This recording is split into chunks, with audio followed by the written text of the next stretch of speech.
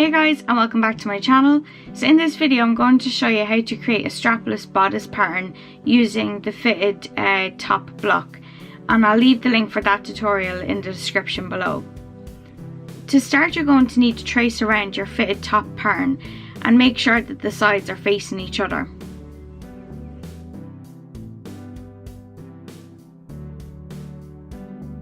So once you've that done, you want to fill in all your darts and your pattern information.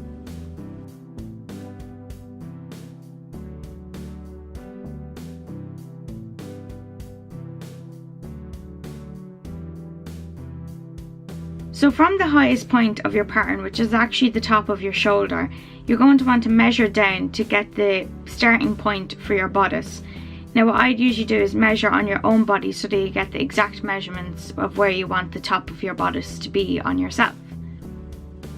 So then you're going to go in with your curved ruler and you're going to start to shape the top of the bodice.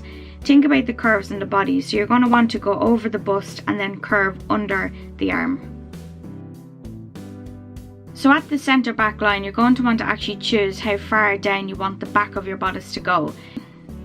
Using your centre back line as a guide and your ruler, you're going to join that new point up with the front of your bodice. So you're going to get the straight line at the back and then it's going to meet up with those curved lines in the front.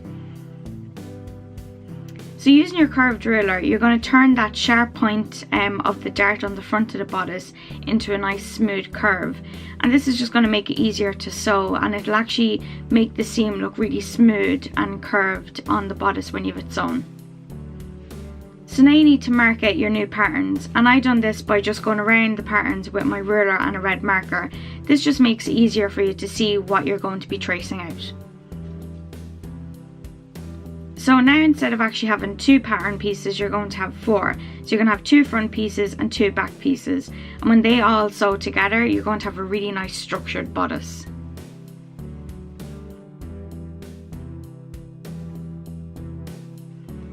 So before you finish, mark in all your information, and then you'll want to trace out these patterns onto card, and this will give you your solid block so that you can use that whenever you want. So I really hope you found this helpful, and if you did, please hit that like button and subscribe for more pattern videos. And then thank you so much for watching, and I'll see you in my next video. Bye guys!